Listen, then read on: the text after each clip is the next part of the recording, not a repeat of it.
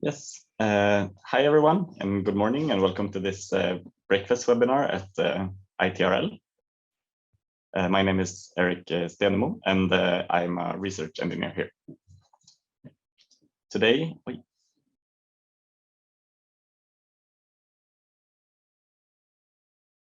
okay. So first, some instructions. We please ask you to keep your microphone muted until you wish to speak, and your camera turned off. And if you want to ask any questions, you can use the raise hand feature on Zoom, or you can use the chat function. And we can, or today, you can use this function during Annette's talk if you have any questions that you want to ask immediately. We'll make sure that they reach Annette. We have another upcoming webinar in the end of May with Romain Rampler, a researcher here at KTH, who will talk about noise and what problems it contributes to within cities.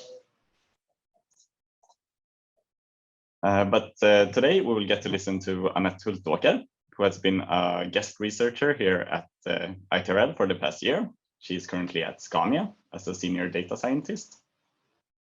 At her time here, she has conducted research on data sharing and been part of the HITS project. And as Annette will talk more about, data sharing is a very complex area, but very relevant for the transportation sector. So yeah, with that, I would like to welcome Annette. Thank you, Eric.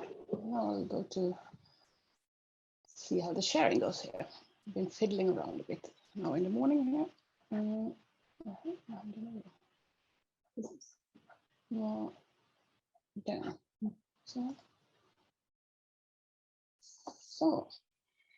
I hope you can all see the screen now and the presentation. If not, let Eric know, and I will try to change it again. But thanks a lot for having me here. It's nice to be back again. I had goodbye fika here last week, and I'm back at Scania, where I have been working for the last 15 years. And it was a great opportunity to get a rotation grant from the Swedish Foundation for Strategic Research to be able to visit ITRL for a year. And see how I move forward in my presentation.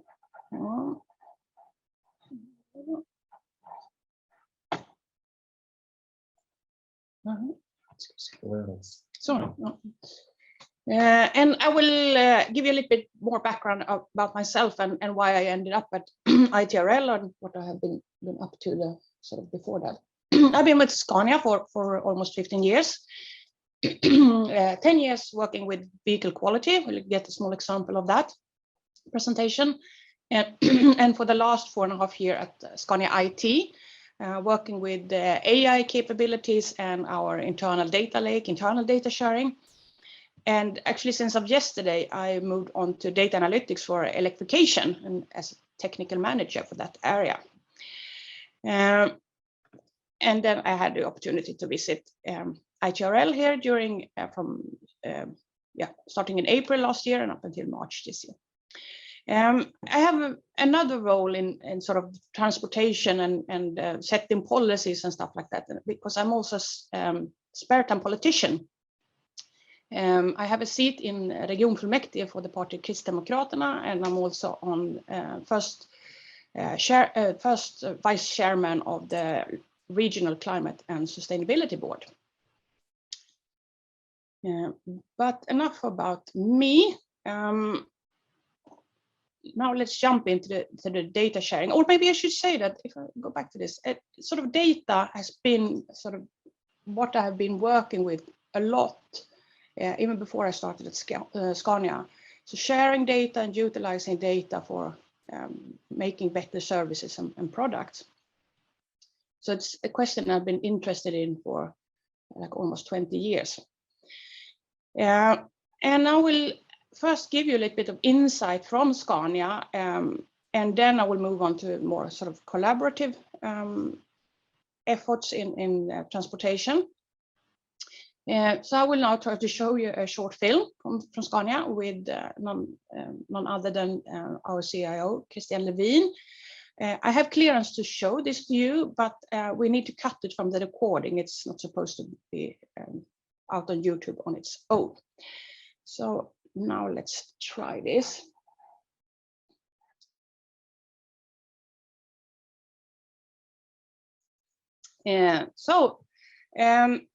As you heard Christian Levin talk about, from the Scania Insight perspective, what's the point of utilizing the data and sharing it internally? Well, to make better products and services for the customers, but also to use it for improving internal processes. And I will come back to that quite a lot throughout my talk about how you use it within your company to improve stuff. So let us now look a little bit broader and transport system perspective. I mean, some of you might rightfully think that some data sharing has always been done, otherwise no goods would have been reaching its final destination. And there has been a distinct growth in e-commerce during the pandemics, very much related to data sharing.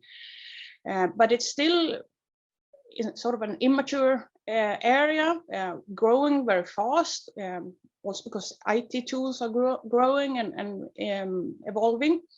And the research is still in its infancy when it comes to sort of data sharing and setting standards and things like that. But what we can conclude already now is that very much business development in this day and age, digital age, relies on data sharing. And I will, in the rest of this talk, give some perspective on this, but also highlight what needs to be in place for data sharing to work and to be useful. It will not be a strictly academic talk, but more of a research mixed with long practical experience from within Scania and other places. And as Erik mentioned at the beginning, I've been working within the project HITS, and HITS stands for Sustainable and Integrated Urban Transportation Systems. And I will show you some results later from this. I just wanted to bring it up here in the beginning, sort of why sharing data and that this is a project that we're working practically. Where we simply try to optimize the urban distribution system, the urban transportations, because of the inefficiency of the last mile transportations. We have looked at new hub concepts and new vehicle concepts, but I hope you can see in this slightly blurry image here at the bottom where we have applications and data sharing. It's actually this big gray thing underneath that it underlies this development.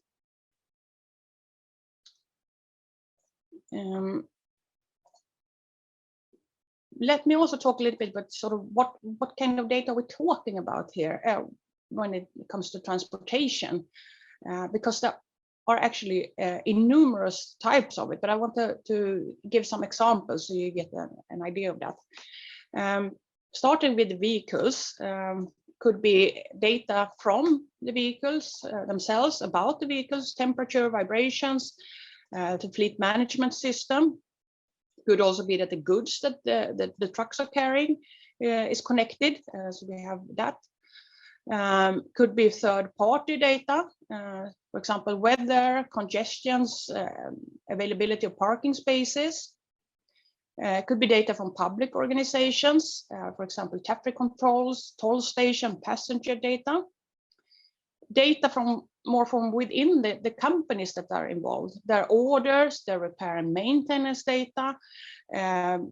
If we have unmanned deliveries, it could be information from locks when they are open and closed, and other sort of infrastructure.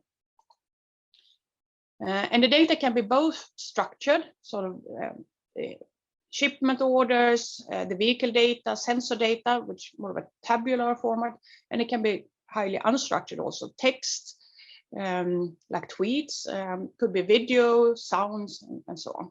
So a very broad range. And if we utilize this graph from the Open Data Institute and look at the dimensions of size and ownership and access rights. When it comes to size, it spans from small data sets to medium and also to big data. And as I hope most of you know, that when it comes into big data, we often need additional tools to handle streams and or compact the data or what's not. It mainly consists of commercial data, but as I showed you in the previous slide, also it can be governmental data and also personal data about me as a passenger, but maybe anonymized. Yeah, we have a question there. Yeah. Yes, we have a question from Håkan Olafsson, who asked, in the video, it was mentioned that Scania has standardized its connectivity to all vehicles. What does this standard look like? 4G or 5G modems, solution for global connectivity when crossing borders, etc.? Good question. I actually don't know that. Maybe he can come back to me later and ask that. I mean, it's pretty standard GPS data, so much I know, and so we know where they are, but I don't know actually what, I've rather forgotten what kind of standard protocol and which network it is. I could be that it varies from market to market depending on how the mobile system is. But I guess he knows more than me about that. Yeah. Yes. No. Thank you. We jump back to the access rights. Data can be fully open. I will show an example of that. But here, when we talk about transport and transport actors, it's more of restricted access between within a system, within a few actors that have, for example, group-based or name-based access. So we're not talking about data that's just floating around and anybody can grab it. Or although there are examples of that too. But it's important to know that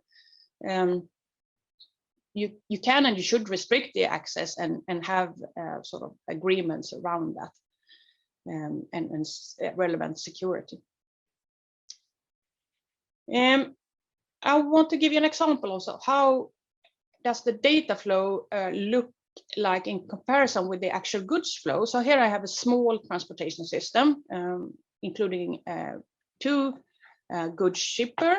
So we have sort of factories here that use carriers to ship goods into a hub, in this case, and from the hub, another carrier is transporting the goods to the final receivers. So this is a pretty much one-directional flows from shipper to into the hub and then to the receivers of the actual goods. But if we look at the data flows, they are much more complex, and could also happen that actors are left out of this. In this example, the hub, this hub has no connection to the carriers, the incoming carriers. They send information to one carrier, but they have no contact with the other carrier. And that means that they don't really have a control over when do the transport arrive and how much do they carry and so on. And those, the connections can also be, they can be one directional, as with the hub that is corresponding with the carrier, but not vice versa, but they can also be multi-directional. So it's quite complex systems. Yeah. So, and having said that, I will also want to highlight sort of sharing the data and a little bit behind the scenes. What happened now that these actors share data? I will give you two examples, and both of them actually touch upon a specific aspect of sharing data, that you gather data in a specific context under certain circumstances, but then you often use it for something slightly different. So the first example is from my work at Scania. We wanted to follow up, make a long-term follow-up of quality issues for city buses. And as you might know, city bus operators often have their own workshops because they have so big fleets. So we didn't have access to their repair data. We asked a European company for their data about when the buses were taken out of traffic to follow up quality issues. And then my colleagues started reading this and going through the data and realized that it also contained instances where somebody had been throwing up in the bus and been taken out of traffic, which hopefully had nothing to do with the quality of the vehicles. So we had to sort of work through the data. What we meant taking the vehicle out of service and working with the quality issues was obviously not the same as for the bus company. And then we had this is another example from HITS with the distribution hub, where we wanted to compare purchase orders and transportation notifications to improve the planning. And we had all the transportation notifications for transports coming into the final goods receivers. But when we looked at the purchase orders, turned out that we could get all the purchase orders that were placed through a purchase system, which was the main way of sort of buying things. But it was also possible to go directly to a supplier and buy something. And that means that that goods will also be transported to the hub and sort of going to the receivers. But we couldn't retrieve that data in our setup. So we missed a big, not a big, but a chunk of the data somewhere. So it was difficult to compare the orders with the actual transports in the end. So two examples of sort of what can happen when you share data and have a little bit of different aims with what you use it for. Which brings me into sort of what are the barriers that we see when it comes to data and that can cause problems. And there are sort of three big classes of barriers. The first ones are more of sort of technical and operational, which I just touched upon, that it's hard to, we don't have the interoperability, the data looks differently and it's hard to connect it. We don't have a standard for it, or it's high cost to curate the data to adapt it for data sharing. But it could also be that we have cultural and organizational problems. One partner might not see the benefit. There's a lack of trust or a fear of competition. There are also legal and regulatory barriers and boundaries. For example, that data needs to be restricted to certain locations. That there is a restriction or an uncertainty in the lawful grounds to use or share data. Or an uncertainty about who actually owns the data and how it should be, the access rights should be set up. And these barriers can be very real, and it can also be perceived that you have you feel uncertain about the lawful grounds and don't want to do something stupid that might potentially be unlawful to do. So what is then needed for data sharing to actually work out? Because now I've highlighted much of the problems. I have in my work found 8 factors that seem to be necessary for data sharing. Having data, of course, but also business values, comply with the regulatory foundations and the laws, have trust between the partners, have an infrastructure to share the data within, security around this, metadata, information about the data, and also skills to handle all these different steps. All these 8 factors are needed, but there is a sort of a left to right dimensionality in this picture also, that to start, you need the 3 first one to solve them first. Obviously, you need the data, otherwise you won't get anywhere. But if you don't have a business value and if you don't comply with the regulatory foundations, then you will get stuck very early and so on. And then the 5, sort of from trust and onwards, you take that Yeah, a question? Yes, or not a question, but a comment from Rosa Lundeborg that arranged a workshop on barriers for data sharing and health research yesterday. And she found it really interesting to see the same barriers and enabling factors here. Yeah, thanks a lot for the comment. Yeah, glad to hear that.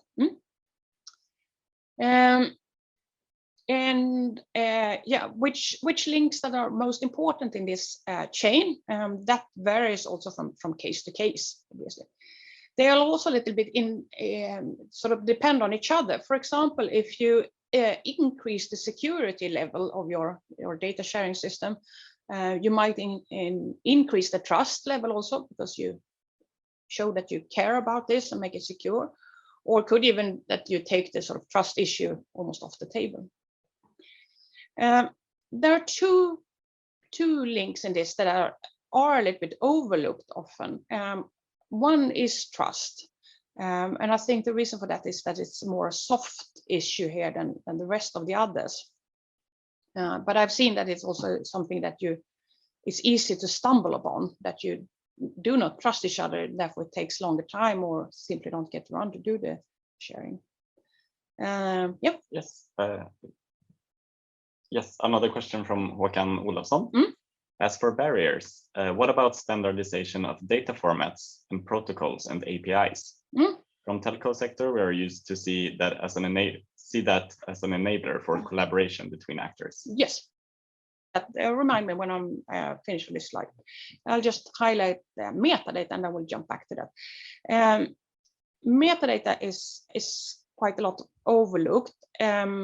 Also within the research, found very few papers on that.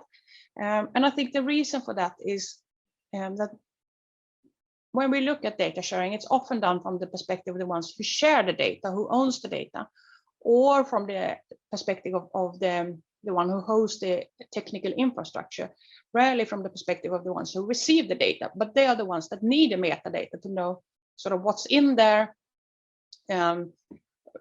what's the constant, and if, or rather when, something changed, because it's inevitably does, that you get information about these changes, so you know that the context might have changed or the table system might have changed or something like that. So that's a little bit interesting. So we jump back a little bit to the barriers then, and as enablers, yes, and I think there is, from what I've seen, there is there's a big variety in this. I mean, from the telecom sector, I guess you have a lot of standards, and otherwise we wouldn't have the telecom that we have today, and that you have needed to sort it out that early, and it's definitely an enabler. And there are standards for all sorts of things. I found a standard for data from vending machines, but sometimes you might have standards for different areas, but they're not always sort of compatible with each other, or you lack possibilities to interact data coming from different sectors and so on. So there's still a lot of sort of work to do here, but it's definitely something where you sort of where you can start working in this and have it as an enabler or a point where you unite around how do we want this data organized, and so on. There are definitely sectors that already solved this, but others are more floating and not really. I heard about standards for example, for these orders and things like that, and there are standards from SKR, Sveriges kommuner and regioner, but they are not necessarily used. I hope there was some sort of answer to this question. I will now jump to a couple of examples. I will first show you a very short example, and then a little bit of longer example. This is about sharing open data and through APIs, as was brought up here, which is a very common way. It's also quite, in some ways, quite simple. It's easy to describe the APIs. sort of a gateway into a server where you can pick data. And in this case, open data from example, Trafikverket and Region Stockholm and Stockholm City into Trafiken.nu, which is an open site where you in various ways can get a current overview of the traffic in the Stockholm area and also upcoming disturbances. So with some sort of standards, using APIs to and with a sort of bring about value for the citizens in the Stockholm area and also companies that can see where do we have traffic problems right now.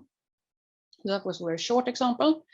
I will now show you a little bit of longer example from the HITS project with a code distribution hub on Södertörn.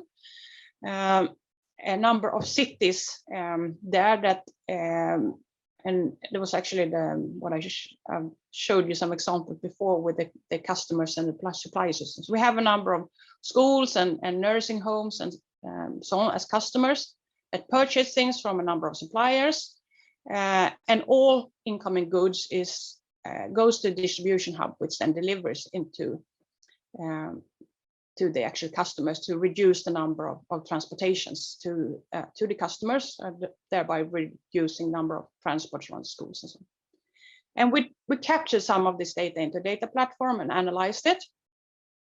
And then I took these 8 factors and see what did we see here?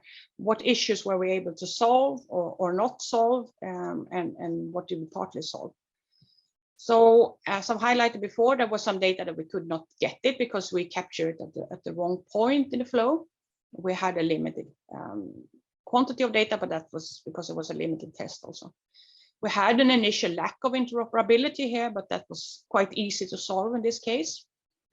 I come back to the business value. Regulatory foundation, we set up extra agreements to make sure that we had the lawful grounds, but we also excluded, for example, prices, which is very common because that's sensitive information. And we also had confidentiality agreements around the data. And we restricted the data location also. We had trust, an existing relationship between the partners in this collaboration, but also the HITS project. We set up a secure third-party data storage and analytical platform, but we didn't find a way to scale and have a secure data transfer in this case. Metadata, we did something that is super common. We had a one-time Excel file and a video meeting that we did not record to transfer knowledge initially, but I know that there were some changes planned and we didn't sort of get that information. So very common situation for metadata. And skills, we had some data preparation, analytical skills available, but no data integration developers. Quite common situation for a project like this. And then we asked the municipalities involved in this code distribution hub, what benefits do you think this could bring about and have a business values? And they said that they had a little bit, because they didn't have all the data, they had difficulty to know when will our stuff be delivered, is everything included, is something missing, yeah, what is missing, and where did it go instead? And then we gathered lots of different services that they could potentially see with sharing data in urban distribution. This is not a complete list, but we made some things that we could see that the various actors could benefit from. So I have here different kinds of services, and also there will be quite a lot of information in this table, but sort of how difficult, in the next column, how difficult is this to solve? Is it a basic thing with more like business intelligence? Does it require more like advanced analytics, or does it even require an AI solution? And also, is there some sustainability effect to this? So we have, for example, here at the bottom, follow the order, which is something that they wanted very much, but it's quite straightforward. If you have the order, different order steps to see it, just display it. Or it could be forecasting of goods volume and vehicle demand and charging demand of vehicles. That is more difficult to accomplish, but there obviously is a sustainability effect if you can sort of tailor make your transportation system. And also now I realized that there will be quite a lot of information there. Who could be the provider of such an information? Who could gain money from this and who could benefit from it? So we'll just take a few examples here. You have the various actors here, and if you see an arrow, it's also that you can provide something for yourself. So if we take handle deviations, that something goes wrong in with the order, this is something obviously that is of interest for the goods carriers and the goods receivers and the hub. They want to know if there are disturbances, and also the supplier. And they could either provide this for themselves and also to others in the chain. For example, that the supplier provides information for the hub about disturbances in the flow. And sometimes also the society in general can gain from one of these services. We jump back to forecasting again, which, for example, an external analytical service provider can provide, or the supplier, carrier, receiver, or the hub could be working with forecasting this and gain for themselves. But there's obvious also that the society could gain from this, that we optimize, for example, charging demand. That was a very short sort of jump between in this list. What can we gain from sharing more data in urban distribution? And I see that time is running fast, so I will actually now show my summary page. So data sharing can be both difficult and complex, but I have shown you 8 factors that will enable data sharing, or they need to be in place for it to work out in the long run. And data sharing between transportational actors can enable analytical services or additional values that can have a benefit on society, sustainability effects. And it can also be that the business internally or externally benefit from these services. So that was all I was going to say. I'll open up for more questions and comments. Thank you very much, Annette. And if anyone in the audience have any questions, please raise your hand or type in the chat. And I see that we have a raised hand from Erik. Okay, thank you, Annette. This was really interesting. I was a bit more, so I kind of have a question, or I don't know if it's a question or some sort of remark or something regarding the third slide from the end with all the business value and so on. And I'm kind of, as myself, I'm mostly concerned with the public sector, where we have some sort of benefit for society that's a bit, there's no apparent what I would say business value, or not business value as we usually see it, some sort of commercial value. So how would you actually go about doing that, even though it's not really motivated from sort of a non-commercial reason? Why would people still do this? Yeah, I guess you're referring to sort of more public transportation then, or? I mean, could be public transportation, but for example, here it could be so eliminate the waste, for example, which is definitely has some sort of commercial value, but it's definitely, as you put in your rightmost column, that it's definitely a benefit to society and sustainability. Yep. Even though, I mean, there is a commercial aspect of it as well, but not really a big one, probably. Yeah, and I think I will actually answer this both as sort of coming from Scania, but also being a politician, that there is obviously value that, for example, if we can reduce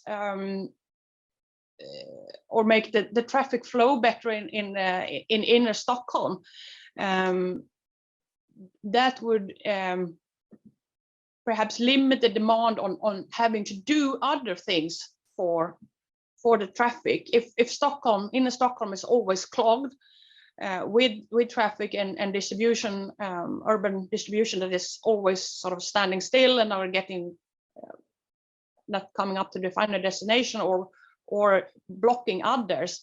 If you could have a smoother chain there and smoother transportations, that would obviously take away the need for perhaps other solutions that might be even more costly.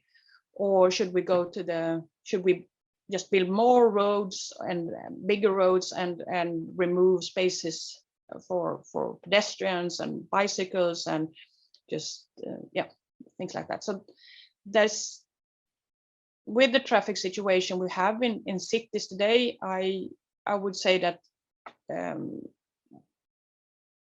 there is an obvious gain both for the people but also for the people that is handling the money for sort of the public money, that you in having services like this that makes things easier or smoother. Otherwise you probably need to do something else, or it comes with other price tags like health related deaths because of pollutions or things like that. So yeah, it's a little bit longer road to the value, but there is definitely a value, I would say. Although that how you the price tag on the value might differ a bit depending on where you are in the politics, but both, I mean, Region Stockholm and City of Stockholm have to deal with these the traffic management very, very often, and sort of where do we want to go in the future. I hope there was some sort of response. So kind of my question was more about then the carriers. Why would they sort of do things that might be of a bit of a commercial value to them, but mostly a gain to society? Why would they do that? How do we actually create incentives for them to do it, even though there's no commercial value? Obviously there need to be something for them there. Can they gain? Will there be a service that they can gain from? Better possibility to route their traffic, to plan better planning. Sort of if they enter this, what could they gain from it? Are they paid, or do they gain something, for example, for their own planning management that would actually make them enter this? Obviously you need to find some sort of business value for them. There needs to be something in there, otherwise they probably won't do it, unless they are required to do it, of course, if we demand it by law that they need to share something. But finding a business values in some terms, maybe not direct monetary, but facilitate making something more easier to be done. And we also have a comment regarding this in the chat from Rosa Landeborg, who says that business value could perhaps be translated to societal value in the public sector and research or knowledge value in the academic sector. Definitely. That's an interesting perspective. I also have a question, because it's also about this value creation and the business value. Because there seems to be a lot to gain from data sharing, as you have shown here in the slides. But there seems to be these collaboration and legislation barriers seem to remain. So how do you think actors can start to trust each other? And is that worth it for the extra value? I mean, when it comes to trust, you have to sit down basically at the same table and sort of work together and find the trust in each other, but also work with them with the other sort of factors to increase the trust, making sure that you agree on the technical platform, the infrastructure, the security issues, is there some data that should perhaps be left out, but you share a main chunk, but something that is very valuable for your company, maybe keep that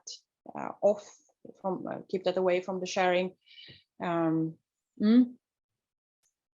Yeah. Interesting. It's trust seems to be a problem in many. Yeah, it is, and it's sometimes even seems a little bit ridiculous, and maybe you should not talk about it then. But you need. I've seen it so many times that you need to work through it, and sometimes it's also trust. Also, the distrust comes from that you're not uncertain what the other party will do.